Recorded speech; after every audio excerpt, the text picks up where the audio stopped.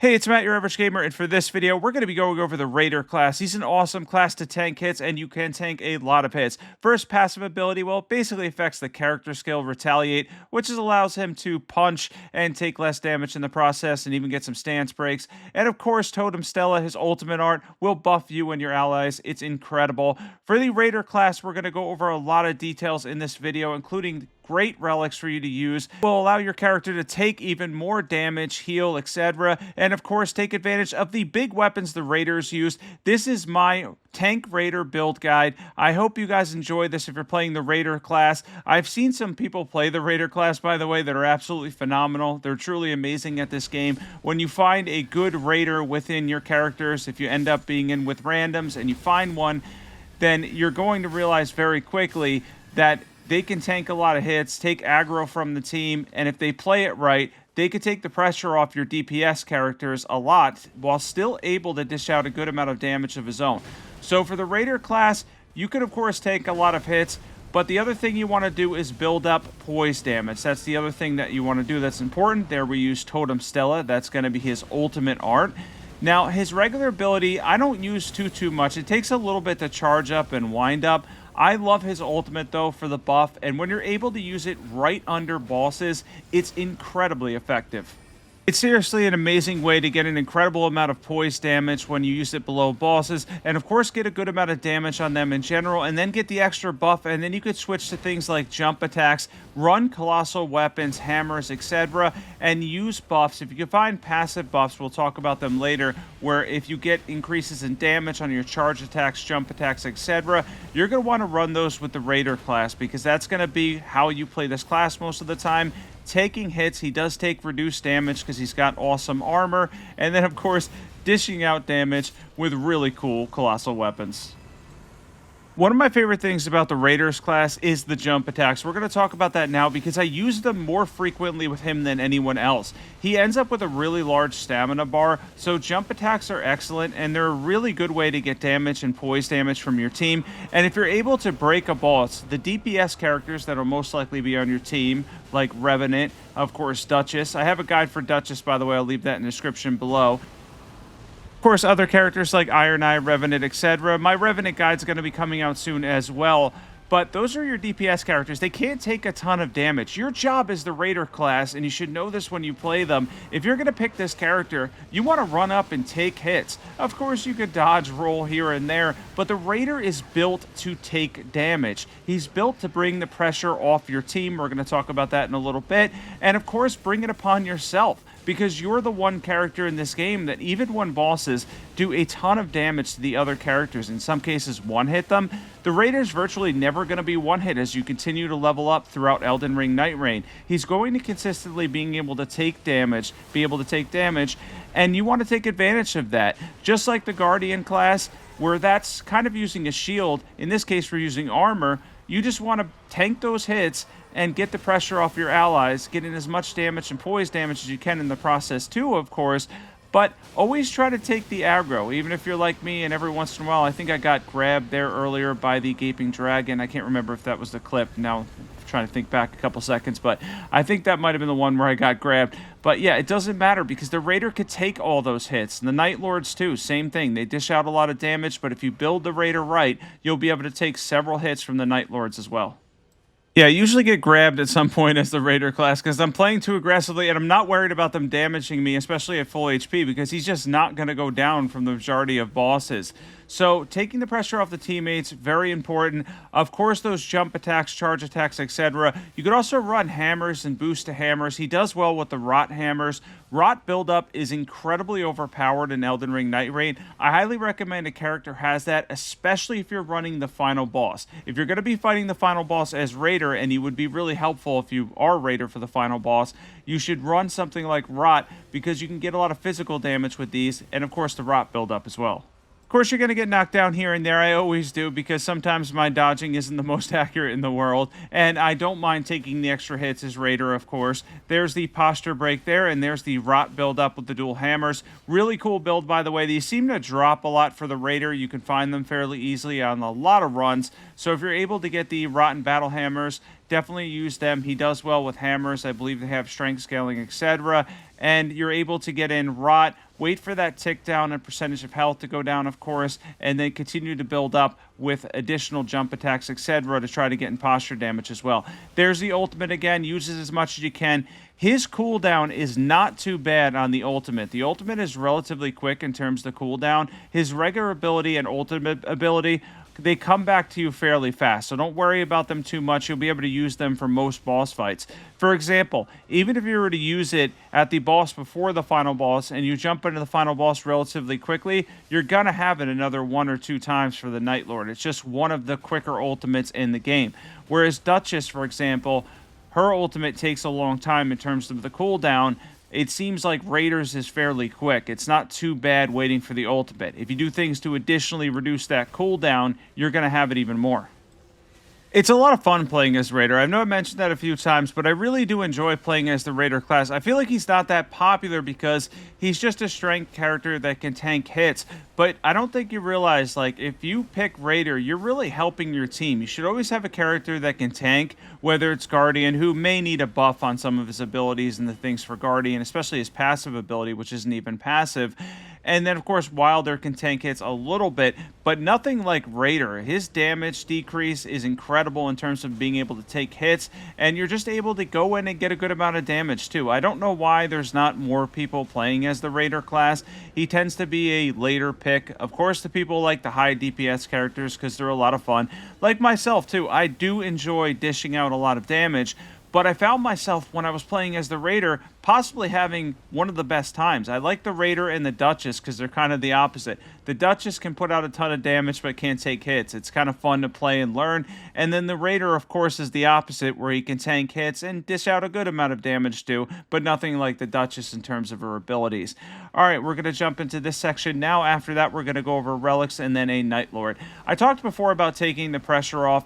That's the main job when you pick Raider. That should be 100% of what you're focused on, really nothing else. Get in damage when you can, but your teammates, especially if they're high DPS characters, you're going to want them to do the majority of the damage while you go in and get in as close as possible and even take in some extra hits, because a lot of those other characters are going to get knocked very frequently if they take any damage whatsoever, and the Raider is the complete opposite of that.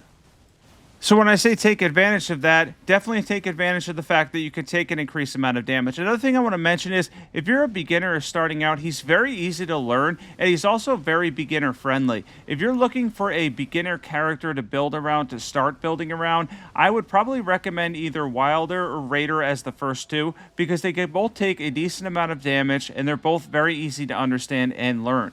So if you're a beginner and you're just starting out for Elden Ring Nightreign, these could be two characters you should look into right away. Some of the other high DPS ones are a little bit more complex to use, whereas the Raider and Wilder class specifically are rather simple. The Guardian's a bit simpler too, but the problem with the Guardian is you really need to either get a very quick purple upgrade on a shield or get lucky and find a very good shield. All my runs playing as the Guardian, and I've had a few good amounts of, well, a decent amount of them, and I did not find the fingerprint shield. Somebody else found it and dropped it for me, but that was it, one time. Other than that, the guard boost that I've been finding and stuff on the shields makes his class definitely need a little bit of a buff, or at least a buff to the drops for him. The Raider doesn't have to worry about that. You have the armor to run in and take damage. You can get hit. It's not a big deal. Even the bigger bosses, you're going to be able to take anywhere from 3 to 5 hits. Smaller enemies, it's going to be more like 10 plus hits, which is incredible. It was in a match with one random, and they may have been new. It wasn't these guys. These guys were really good, and they ended up running away as Raider very frequently. They were doing a hit and run strategy, and I was like, what are you doing with the Raider class where you're doing a hit and run strat? That's kind of the opposite of what you should be doing. In this case, you should be using the Raider to take as many hits as you can. And in my case, since I'm not great at these games, I tend to be average at most Souls games and challenging games, etc., then the Raider class for me, I mean, it's going to be an excellent class because I can take that increase in damage. This dragon does take a bit to take down, but once he's down, we're going to go over the best relics to use as the Raider class. Of course, I recommend in all of these videos doing all the remembrances. I've been going through them, though. They do take some time. So if you're just starting out, there's going to be other options in there for you as well.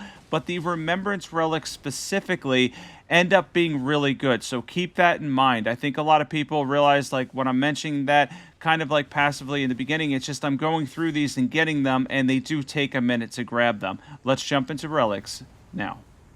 And for the relics that I like for Raider, of course, the Remembrance Relics, but defeating enemies near Totem Cellar restores HP. Defeating enemies fills more of the Arc Gauge. Any increase in poise, increase maximum HP. Flask also heals allies. Items confer effect to allies is really good with him because you're a support character. Improve attack power with X number of big weapons equipped. Damage taken while using character skill improves attack and stamina.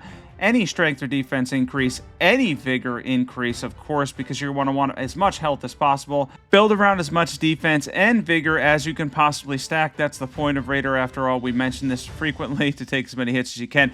The best passives for Raider: improve attack power with any of the bigger weapons, colossal weapons, of course. Stamina regen with hits or stamina increase. HP regen on colossal weapon attacks. HP regen on hammer attacks. Any defense improvements you can find. Improve jump or charged attacks, and improve guard counters. He can actually guard counter quite well because he can block well with his weapons. Now let's jump into a Nightlord. And the Nightlord we're going to be taking on is Gaping Jaw. A lot of people struggle with Gaping Jaw because he moves around a lot and he's very frustrating in terms of his moveset. He has a lot of ground slams, so it could be difficult to stay under him for long. That's one of the issues with Gaping Jaw that I think gives people a problem. Not just the frames in Phase 2, they fixed some of that, but not all of that. But also the fact that when you go below him, the ground slams are likely to trigger. Now, for Raider, you could tank those hits a lot of the times, especially if you get a good number of flasks throughout churches on your journey. I highly recommend going to as many as you can. Of course, if they're on the way. Don't go across the entire map straight to a church. That wastes too much time. Now, back to this. He's weak to poison and frost, so we're going to try to go the bonk way, do as many jump attacks as we can, see if we can get in a poise break, and try to get some frost build up as well.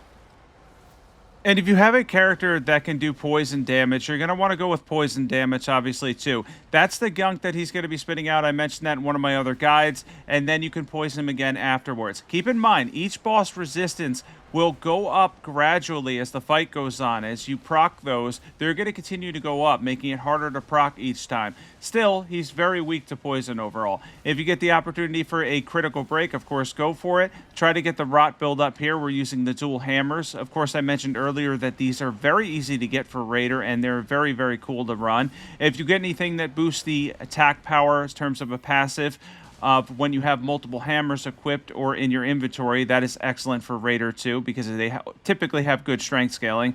There you can see the rot damage. We got the rot on him, of course. Rot's fine too. It works in this case. He's not going to shed that off either. And then you could switch back to frost, etc., whatever you want to do. In this case, we got to go for jump attacks here to try to get him to drop our ally.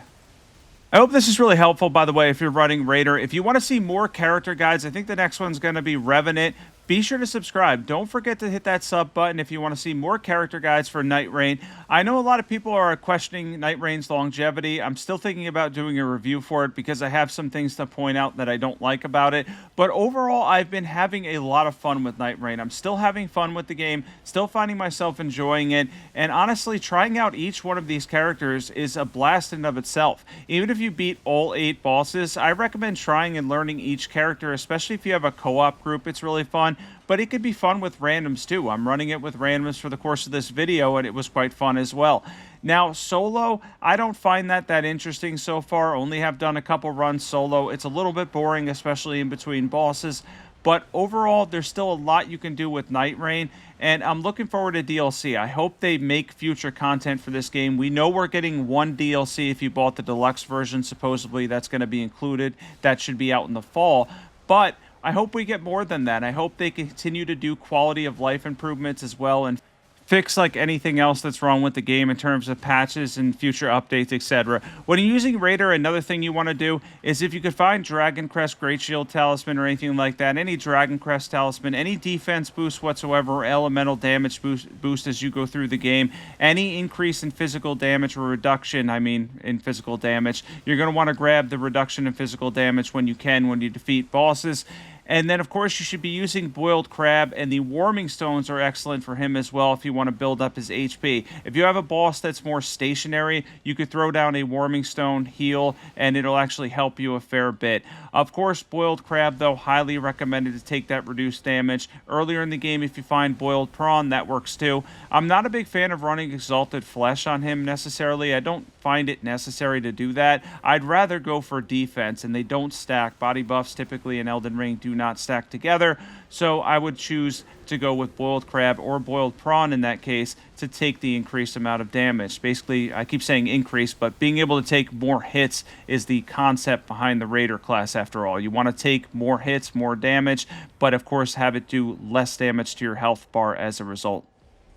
I hope you guys enjoyed this video. I hope you enjoyed my Raider build guide. I'm going to be going through all the classes. Of course, the Revenant is going to be next. Don't forget to hit that subscribe button if you want to see more character guides. I think I've gotten 4 or so done so far. This is going to be the 5th one. They're in a playlist on my channel too, so if you're looking for a specific character, they're going to be there. I'm doing one starter guide, essentially, beginner guide, sort of, and then like an advanced guide later on. Catch you guys in the next video.